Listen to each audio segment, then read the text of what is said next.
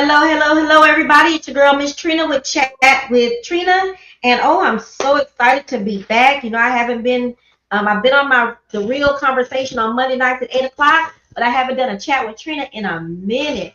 I want to thank those of you who have taken the opportunity to reach out to me. Yes, we had the cruise, and in the middle of the cruise, of course, my dad transitioned. So I thank y'all so much for God, for all the kind words. Those of you who reached out, but also those of you who are able to come on tonight live. Man, I really truly thank you for that. I'm excited to be back. Um, we're gonna end the year off on a bang. I need to change my picture there. There we go. Tonight I am chatting it up with someone who I saw online, and she caught my attention because it's in Fifth Ward, Texas. And that's where my mom is from, Fifth Ward, Texas. I work in schools in the Fifth Ward area, Fifth Ward and Cashmere Gardens area. And her name is Miss Conswello B. Foster. How are you doing? Hello, I'm well. How are you on I tonight? am good. I am good. I'm good. I have another person with them because I'm on another person we were supposed to interview last night. Me and her both got crossed up. So I have her after this show. So I think she misunderstood. She's on waiting now. Okay. um, but I just moved her around. So I'm so excited to have you tonight. I want to thank you so much for saying yes. Thank you. I appreciate that. No, thank you for the opportunity. I really Yeah, appreciate it. you're welcome. So go ahead. Let's get going. Where are you? Well, you're from Fifth Ward, Texas, right? And Cashmere Gardens. I saw you. It was kind of a mix. Right. So I started out early on in my earlier years in Trinity Gardens. We later transitioned and moved to Fifth Ward. Um, the street that we lived on was West Street. It was a projects of sort, and the title of the projects was Plaza 8. So the address is Mm-hmm. 1415 West Street. And I learned so much there. There was such a community.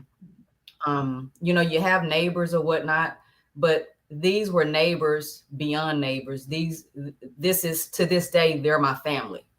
So I learned how to fight there. I learned how to love. I learned how to um, be an entrepreneur of sorts.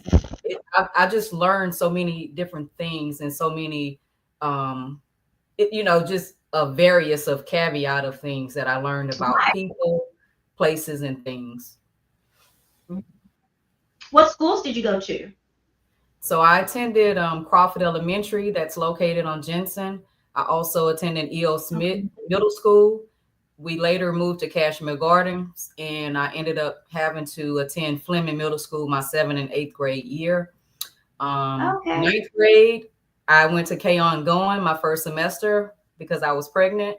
My second Oh, semester, I landed at Wheatley, and Wheatley is where I graduated from, class of '93. Send a shout out to gotcha. them. Shout out to Wheatley. Wheatley, they have a very good alumni. My mom graduated from Wheatley, but it was in 1967, I believe, 67, 68.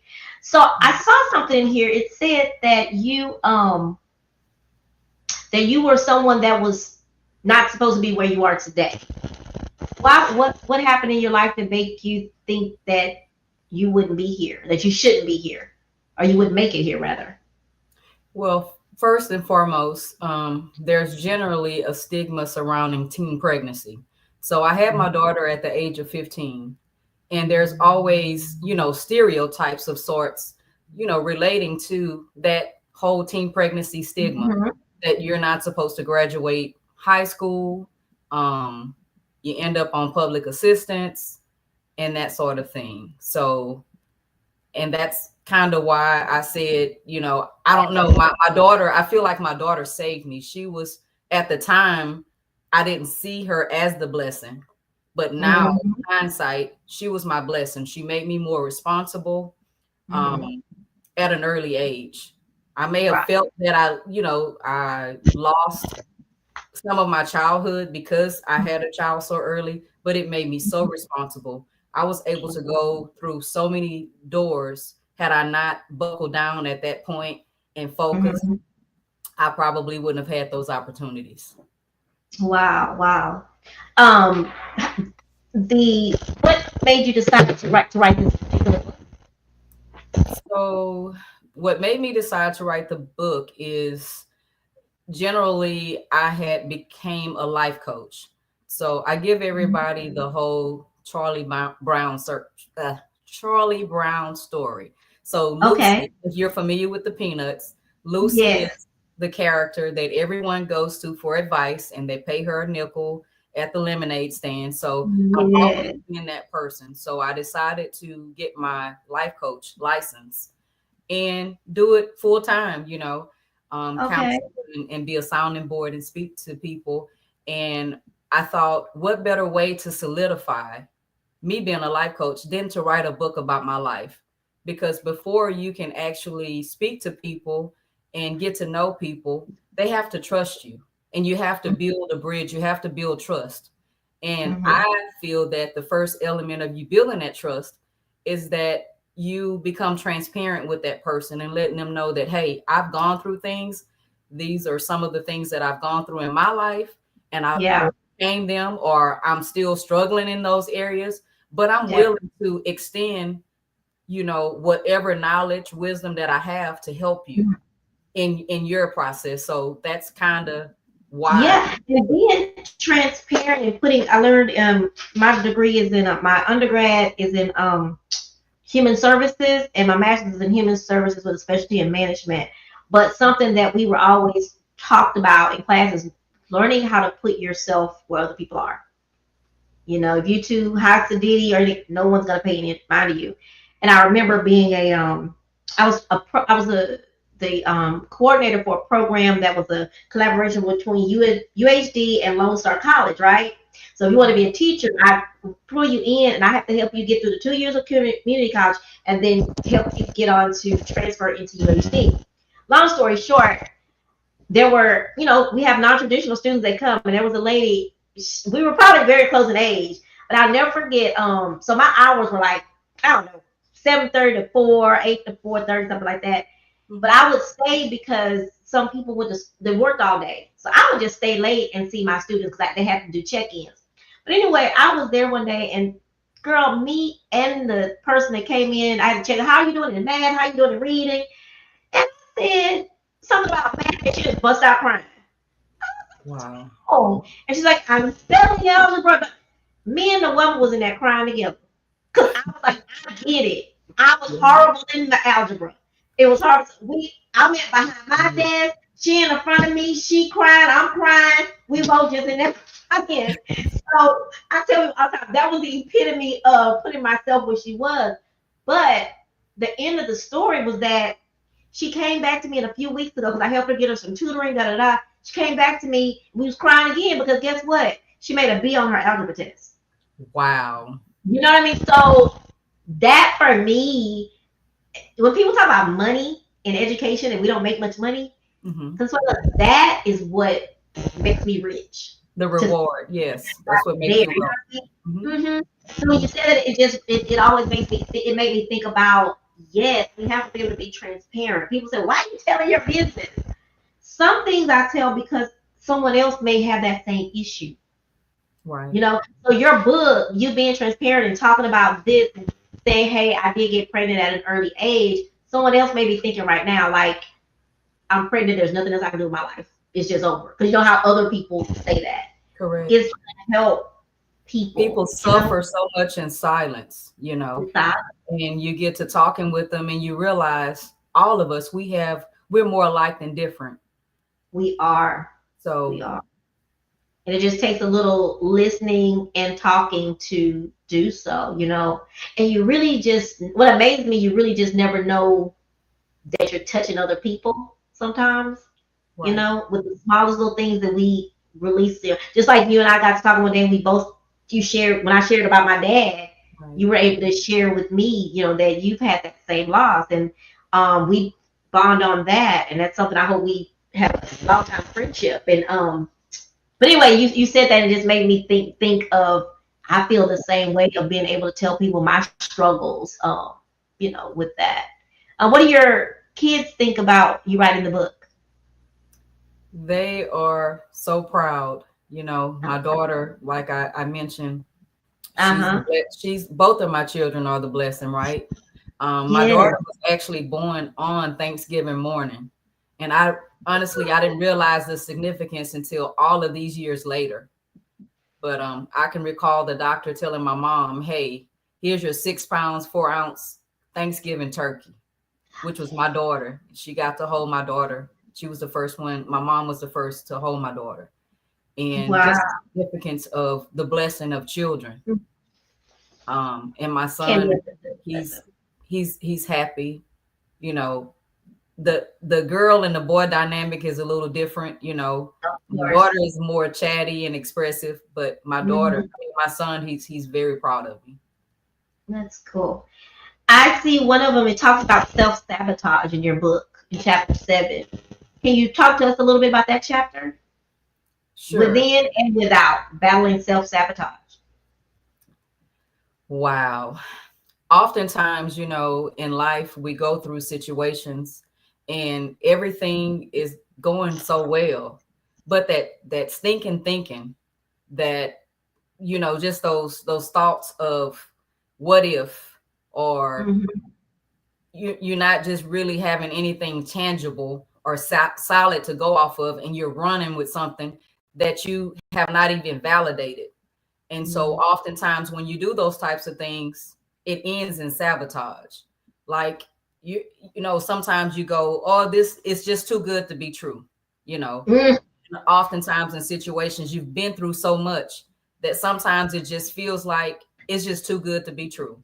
right. So guess what? You You're just expecting the ball to drop any moment. correct. And so what happens is you have that unconsciously that the ball is going to drop any moment, and it Hmm. does because of your thoughts, and you just gravitate to it, and boom, there you are. Right, So a right. man think it, so is he. And So, those thoughts can mean a lot, even the things that you speak out of your mouth. I've learned that too. Um, right. I Life and saw death you, are so in you the did power of have the tongue. COVID. I saw that you had COVID. How was that? Whew. I COVID, know. COVID changed my life. Really? Changed How my so? life. So 3 years ago, I ended up in the hospital, and of course, most of you all know during that time, they were not allowing any visitors in the hospital. So I Hmm. was in the hospital by myself, and people all down the hall were dying. And at this point in time in COVID, if you heard that someone was on a ventilator, then you knew inevitably what was going to be the outcome. And so Hmm. I was dealing with not being able to breathe. So Mm. I fought, you know, I was 2 years in on my marriage, spoke to Hmm. my husband via video duo, and it was the first time that I actually saw him with, you know, very emotional and tears. And so that gave me the luster, that gave me the fuel to fight, because I said there's no way that I've gone through everything that I've gone through in life, and I'm here and I have my husband and my children. There's no way I'm not going home to them. Right. So I Wow. fought until I was So able to you get were on there. a ventilator. I never made it to a ventilator. Okay. Okay. I never Okay. made it. Yeah. Oh, that's so good. So Yeah, that to me was a scary, would have definitely been scary to be in a hospital and you can't have no visitors. visitors, no, you know, And the only just, communication they could have was with the nurse about the nurse, your nurse or whatever. and a lot of the nurses, there were more patients to each, you know, so many, the patients outnumbered the nurses or Yeah, outnumbered the staff, period. yeah, So yeah. they were frustrated. So some of them had bad attitudes, and And they were so scared, going, they were not going to go home to they're their scared family. to Women take it. could go home to their Correct. families. I have a couple of friends who, it was very scary because both the husband and the wife were in the medical field. So it was a scary thing for them too. So yeah. And so I used to work for Tito Alam, who was the owner of the Red Rooster. Okay. I worked for him up for 10 or so years up until his death. And he was there in the hospital on the he was on the ventilator, and he never he didn't survive. And that was scary when I knew that he couldn't talk to his wife. You go in the hospital by yourself, and you just have to depend on a call Right. from a medical professional. How And not scary! only not only that, your my foundation is God. And Mm-hmm. so God and I had a conversation, and Uh-huh. I basically got down and asked him, well, I couldn't get down. I was in the bed laying down, but Right, right. forgiveness and I just prepared myself in the event, death was all up and down the hallway. In the event he Mhm. was ready for me, I wanted to be ready. Wow. So very somber, very, I see. life changing, very life altering. I'm And sure. now I appreciate everything. I don't take anything for granted in Okay. this life because Yeah. it's a blessing. Every day it's a blessing. And that's what I did a video one time after COVID, because it seems like, especially in my business, I do a lot with live music and entertainment. And at that time, musicians couldn't work. Hmm. Wasn't nowhere to work. They was at the house. I Wow. saw a post from oh, it was Ti. Ti was on did a post and said, "Ooh, I didn't used to even know where you keep the vacuum cleaner in my house. Now I know all this." But I'm saying that to say I did a video one day because I was frustrated after COVID, and it was called "Did We Forget About COVID?" Wow. It seems like, to me, how I was feeling at the moment I made this video, it was like people went back to their old ways. What I thought, Right. oh, this is a reset button. We're all going to be a little different, you know, and people were back to their own selves, not Correct. being kind, not thinking about people. And again, in this business, it's kind of a dog eat dog world. It's definitely tough for women in the business.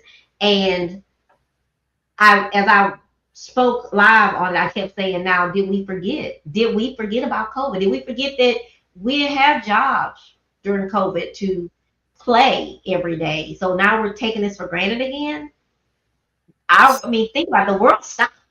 Correct. And it was always, oh, I can't wait till we get back to this so we can do this. And oh my God, I'm going to do this so I can do this.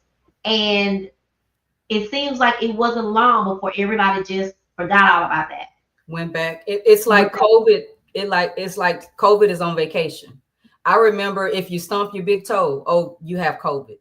Like, did it take a vacation?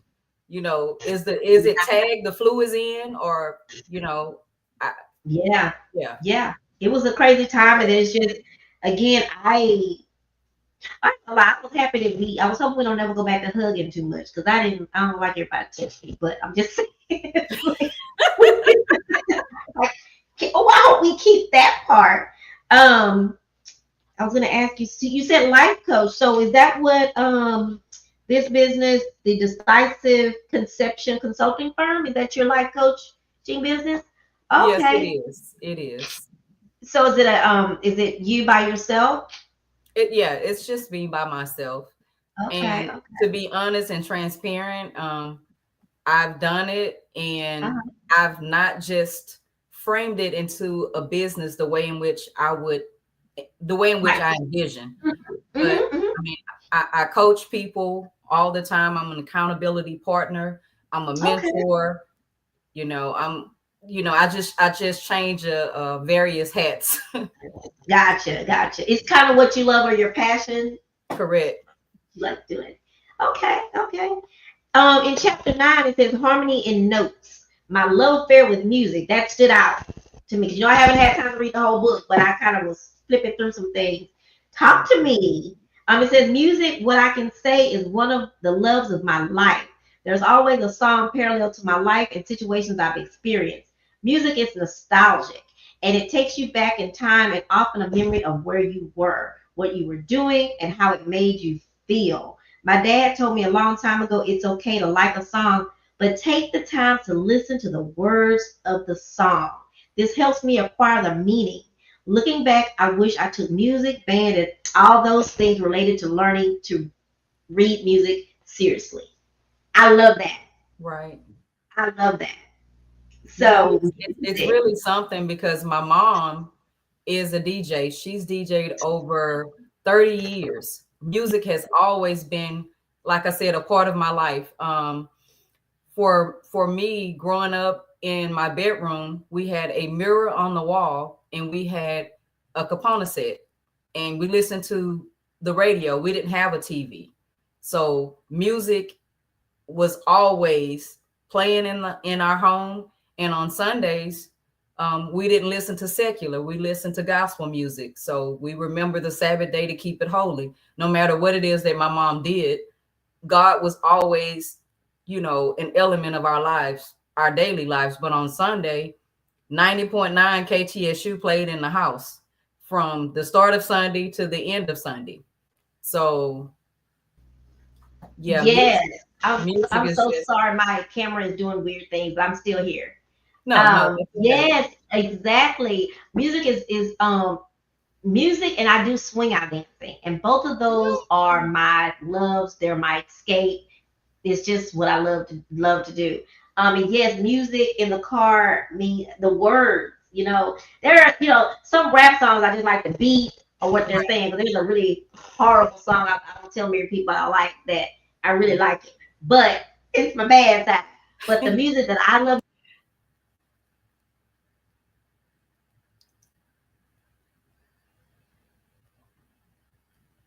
I think the audio is messing up a bit for you, but it's okay. We can continue on with music. So for me at this very moment with music, the song by Jeezy, and it's called Everything. And it starts, well, the I guess they call it the bridge or whatnot. It's, I used to have nothing, but now I have a whole lot of everything. And when I come through stunting, the whole world gonna know my name. I love that song. It's so I love profound to me that. because of where I came from. And not saying that I'm being braggadocious or anything Uh-huh. like that, or conceited, or whatever word you want to put. Right, But right. it's like, I came from the bottom and now I've arrived. And And it's funny you said not by that too. myself. I'm taking everybody with me. Take everybody with you. Just like the song, I said this yesterday. I don't know who sings it, but the one, first you didn't know me, now you all up on me. That's another one of the ones that I like on that note. Because people count you out, Right. or they think what you can. And again, in my business world, no, I'm not one of the big top people to wear the what is his name? That owns those big clubs. I can't think of his name right now. A Rob Wright. I'm not a Rob Wright, and I'm not a. I can't think of the person. And some people think because you're not. I'm my own person. I'm doing this and I'm doing this when I can. But so I was telling my co-host Country Boy last night. I said, you know what? Don't worry, because I'm good. When I get this, it's a project I'm working on now. I said, then I'm gonna be able to say, first you didn't know me, now you all up on me. Back then they didn't want me. Now I'm That's hot. what it is. They're all on me. Thank you. Now I know the right words. That's what I'm that's gonna be my theme song. But yeah, so songs like that, if you do even the Give rap me my song. theme music. Yeah, Like prime that's what time. that's Give what me I'm my gonna come out theme to. music. That's what I'm coming out to. When it's over at the end of the show, how do you do your walk away? I'm coming out to that one. So, but yes, music on the cruise, Eric Cortez.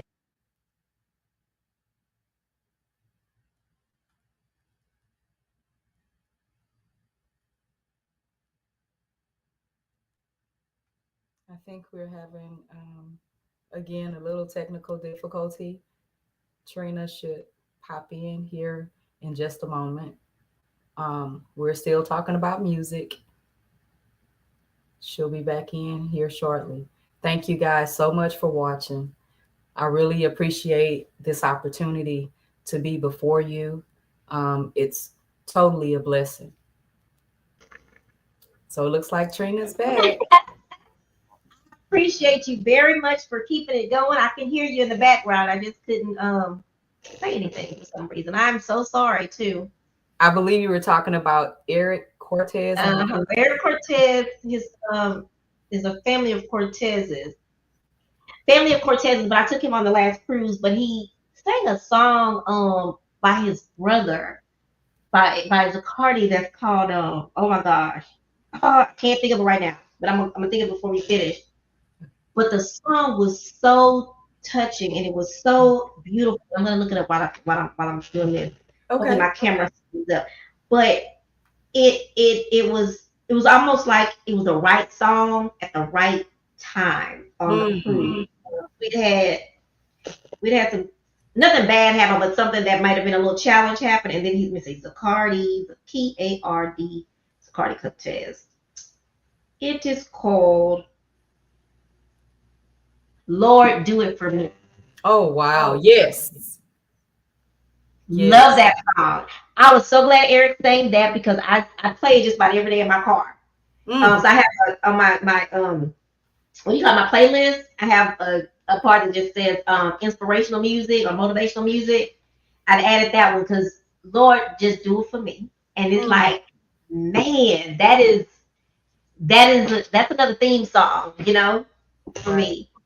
But those ones you just listen to the words and it just did something to me. And I play it just about every day. And then I'll hit that go back button because it's just so it can be about so many different things. You know what I'm saying? So yeah, that's another one of those songs that and that's what I was saying earlier. I'm a Frankie Beverly fan. Yes. Fan. Like Yes. I did not get the Frankie concert. And matter of fact, I almost missed this last one. Oh My wow. sister's birthday fell on the same day as the concert here in Houston, but Mm-hmm. our friend's birthday fell with the one in New Orleans. I always want to see Frankie in New Orleans too. But anyway, he invited me, so I did get to see him. And of course, he passed away right after that. And I know the words, but with Frankie's music, it's one of those things where I was telling you earlier. I just like the beat and the music and the happy music, Right. uh, the background, like you're talking about, is what I liked Those about Frankie. It makes instruments, you those live instruments. yes, Just yes. Sharika, that was it. Do it for me. Sharika probably found it before I could look it up. Yes. So music does that for you as well. That's something else that we have in common because it definitely does that for me. right. And Music I know I, creates an environment and it sets the yeah. tone and it changes environments. So it's important that you listen to the right music and not Hmm. some of the yeah. Well, I'm telling you, I got me a good, what they call a good ratchet song. And again, I ain't gonna tell nobody on this show what it is, but I got one good ratchet song. And when I'm mad or upset, I punch that baby in, punch that baby number, and I'll be like, yes, and I can just be in the car myself and say, this is what I think. But no. And it's so funny, someone else was talking about the same song one day. I was like, oh, I thought it was just me. But it's like a punching bag song. And it's like I be needing to hear it every so often. Right. Um, so do you mind? We talked about your dad that passed. What about mom? Your mom is still here because we talked about her. And Yes. what is the DJ? And what is Yes. her name? Her name is Billie Jean Baker Wire. Okay, okay. What was her Yes. DJ name? Lady DJ was her DJ name. Okay. When is the last time? I mean, it's been a long time since she's DJed. My mom plays music often at home, Uh just huh. with the family. So she's an innate entertainer. So Got it. she's always she's the life of the party. And she loves family. She loves for all of us to get together and just sit and listen to the maze of the world and different things. So yeah. Yeah. She probably like Maze and Beverly like me. So we're gonna get to the last thing that I want to talk to you about. Um, it says it was a typical night. Let me go up a little bit. The dynamics of our relationship is hard to explain if you are not a daddy's girl. If you are, then if you are, then you somewhat understand the connection. He was always very protective of me. Our bond, no matter if we were mad at each other, was unbreakable. One Thursday night at almost 10 p.m., it changed my life forever. It was a typical night, headed into work a bit early because my daddy taught me to be on time. If you had somewhere to be and he knew what time you had to be there, he was father time, constantly telling me, constant telling you what time it was in order for you to get to your destination. We all hated it, but this very thing is a part of my life today. I'm the timekeeper because of him. LOL. Sitting at my desk getting ready to eat enchiladas and my phone rang. It was my sister. And I could not make out a word she said because she was screaming and clearly upset. I had to ask the question, what's going on? She said, Daddy's gone. Talk to me about that. Whew. Didn't know that was going to be a part of the conversation. But yeah, that particular night it felt like time stopped, Mm-hmm. and something was going on actually within my family. So I had it confused with something else. Mm. To just what the words that I could make out was call mom. And when I called my mom had a certain tone in her voice that I had never heard before. And she says, your daddy is gone and you need to come home. Mm. So it felt like time stopped on my drive home. I couldn't get to my parents' house fast That's enough. enough. When I got there, my initial feeling was anger. And that anger was because I thought about the fact you'll never get to walk me down the aisle. Oh. Why did you leave before you got to walk me down the aisle? And I could Mm. just hear him answering the question for me in my in my thoughts, like, you waited too long. Dragging your feet. Yes. So I don't know why, but that was my initial thought, was mere That's funny. selfishness of Yeah. you won't even get to walk me down the aisle. Part of that process, part of the grieving process. Right, Yeah. Yeah. right. You know, Very surreal, very unreal. And I can recall the mortuary arrived to retrieve the remains, is what they referred to it as. And he told me, he says, this part of it, you don't want to be present for it. So I would advise you all to not, to go outside while I do my job. And I told mm-hmm. him that I wasn't leaving, that I felt like I needed to be there. Mm-hmm. And I was trying to have him not, to be gentle with him. And Right. I didn't understand it all. But yeah. So Wow. Wow. yeah. That that. But a part of me, a lot of me died that night with Mm-hmm. him. Mm-hmm. You Mm-hmm. take for granted that they will always be there Wow. until, what we spoke about yesterday. It just felt like the rug was pulled from under me, just snatched. Mm-hmm. Mm-hmm. Yeah. And I lost my bearing. I didn't see it coming, but Mm-hmm. such is life. Yeah. So is this And nothing someone, that you ever prepare for? I reached out for someone that when I knew my dad was passing away, I because we did know he had pancreatic cancer. I started reaching out to different people because we gave him a birthday party. He turned 76 in August. And my stepmom said, hey, he wants to have a birthday party. He wants all of his cousins and stuff to come. So we got to working and we got people to come. But our neighbors when I was a little girl, I thought they still lived there because he would occasionally go by and see them. So I went by there and left a note in the mailbox. Hey, I came by. This is Trina. Used to be your neighbor. I'm Ron's daughter. Blah blah blah. Well, probably a week or so later, I thought, okay, I guess they didn't get it or they didn't want to call or whatever. But they called. The daughter called me, Mm, and her mom was having dementia. Her dad had died. Mom had dementia, and they didn't live there anymore. What's funny about that, before I get to the point of this, is that my dad had said he went by there. He said Lena didn't know who I was. mm, Now we know the answer to that. So I was able to tell him that Lena has dementia. That's why she didn't know you that day. She wasn't being rude. But anyway, long story short, she said to me, because her dad passed, it was a surprise. It was at church and he just passed away. She said, do you think it's easier knowing or it being a mm. surprise? And my dad hadn't passed yet, but I told her I don't think either one is easier. Mm, I think the only thing that's easier is you may get to, because my little cousin brought this up. His mom died as a surprise too. He told me that you're able to take this time to spend with your dad and say the things that you need to say. So right, that would be the only difference. right. And the funny thing about that part, and you probably feel this way, you never really get to say everything that you want to say. Because there's No, still things I think about every day. no. I could have said this. Oh, I should have said that. Or I should have said, you know what I mean? So Yes, as I mentioned to you earlier, a project that I think I want to work on eventually, telling people maybe how to handle other people when they're going through. That's something else is making people, it's not going to be like, okay, but giving people some peace of mind too that it's okay for these things to happen. These are some of the things that may happen.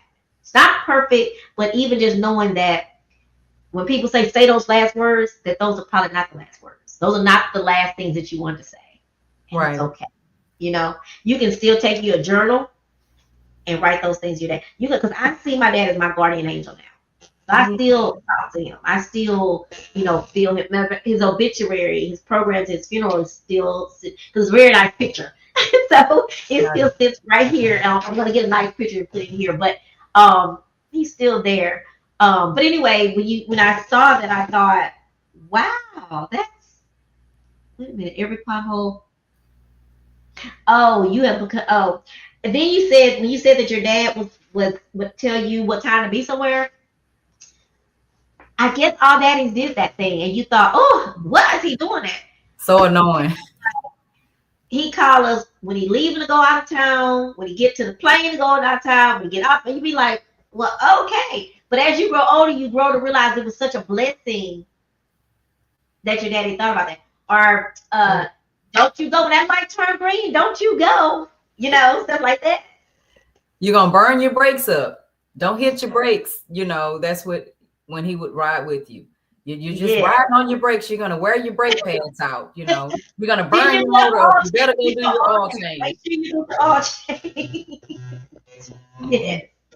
Yeah. And Yeah. my sister and I laugh all the time because my daddy, he used to check his brakes.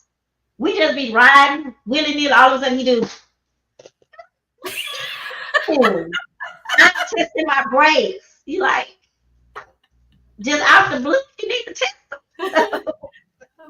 So saying that we all have so many great and wonderful memories, and you said something here about if you were not close to your dad or didn't have a good that kind of relationship with your dad, you wouldn't understand. Some people just won't understand. Um, they won't understand that you're gonna talk about it. Did Right. you ever feel guilty about talking about it? No, You did not, no. I don't and feel that's guilty about talking about it now. So, yeah, and it's yeah. been 21 years. Anytime that I'm thinking about it and I have an Uh-huh, opportunity, I uh-huh, tell everybody my dad's name was Coleman Baker, and uh-huh. everyone knew him by the last name. They would call him Baker. The Baker, day of his funeral is when most people found out his first name was Coleman. And so crazy. and so I tell people now that he makes special appearances through me depending on how you come at me. So he shows up through me. That's when yes, that's true. Yeah. Well, I'm gonna read some of the comments real quick. Right. Of course, mine says Consuelo because I tagged you. Okay. Miss Sharika, she was telling me the name of the song. That's who I have to interview next. Um, Donica, the author, is that someone you know? Yes, shout out to Donica. Donica is the reason that I was able to get this book organized and get it published. Um, she held my hand Awesome. throughout the process. So thank you so much, Donica, for watching and being a part. And hey, I told you I'm dragging you along for the ride. Thank you, Donica. Yes. Well, thank you, Donica. Thank you. We all need that person to help be an accountability partner and keep us going. And then we got Kathy Johnson. That's your cousin. Yes, It that's my says, I love cousin. your book, cousin. Read it in 3 hours. Can't wait for another one. And it was very, and I tell people all the time, it was very easy reading. I have another friend that wrote one, and such easy reading. And I like that because I do a lot of Audible. I listen to Gotcha. Audible all the time. And so this was nice to stop and read a little bit. I haven't finished it, but I went through so I can go back and read it. But it's an easy read, and I like that. And then I don't know what we said, but she said so true. Something we said that was true. Right. And Kathy says one thing your dad Coleman Baker taught us was how to save for a rainy day. My dad tried, but it didn't work.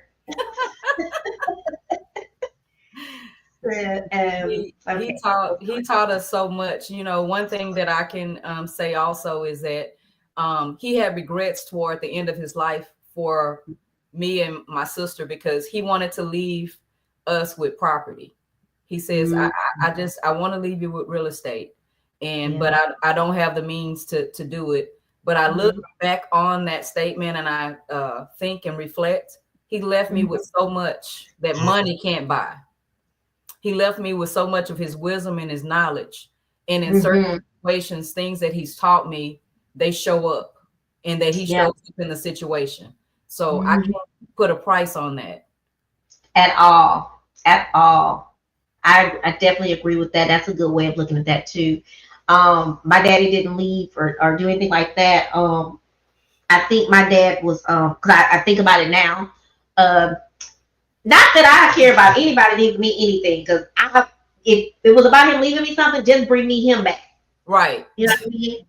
My mom is always prepared. I want to make sure I leave it. I'll be, Mama, I'm not really think about what you're leaving me. You can just stay here with me. Yeah. Um, but I think when we tried to talk to him about it, he would get kind of an attitude. So I think that's why he didn't do that, because he didn't want to think about that. Because he made a comment one day, y'all just wait on me to die. I'm not daddy.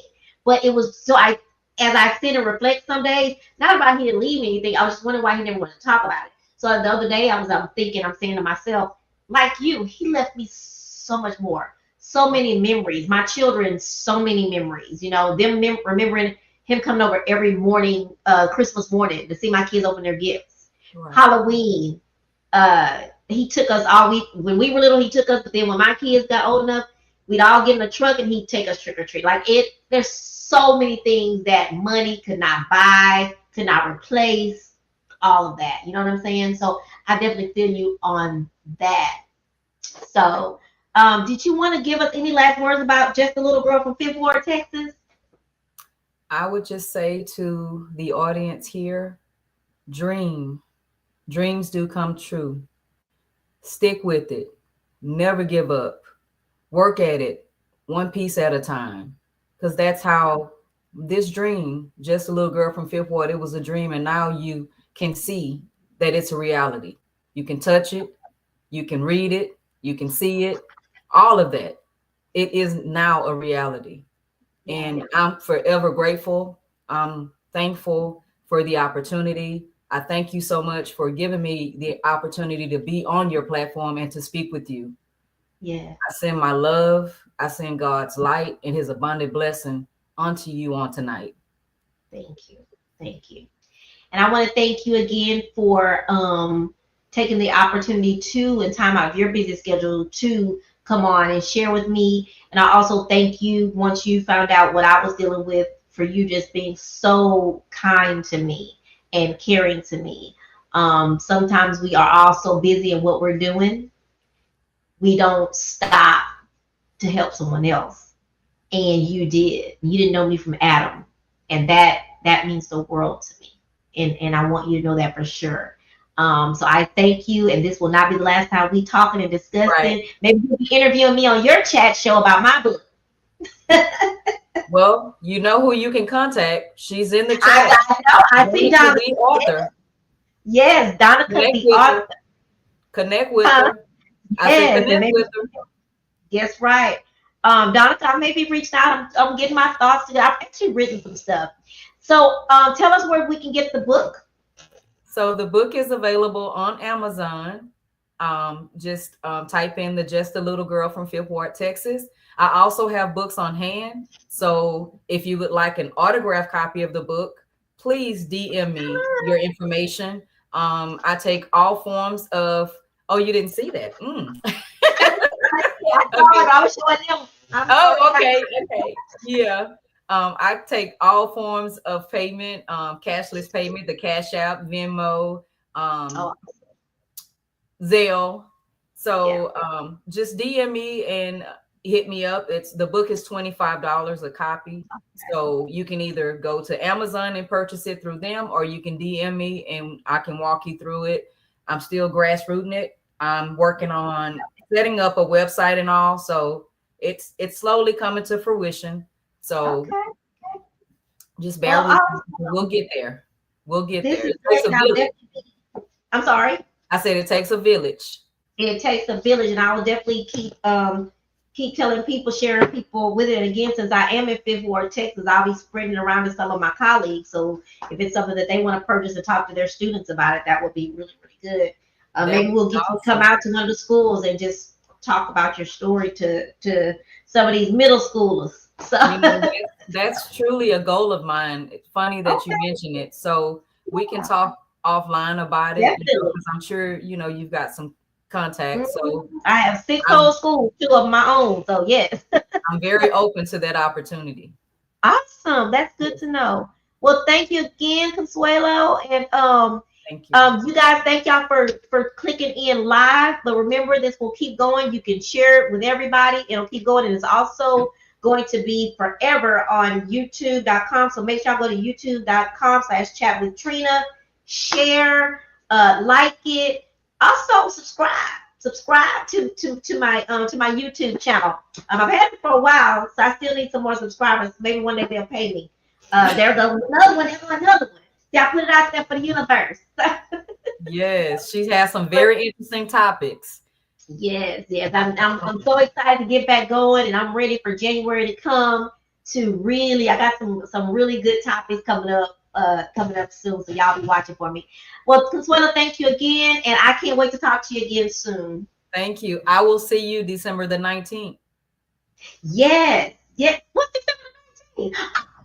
You're The red talking. carpet event. Yeah. So we'll get to see each other in person. I'll be there. Yes, wonderful. Okay. Well, I will see you later. Thank you again so much. Thank you. Bye. Have a great one. You too.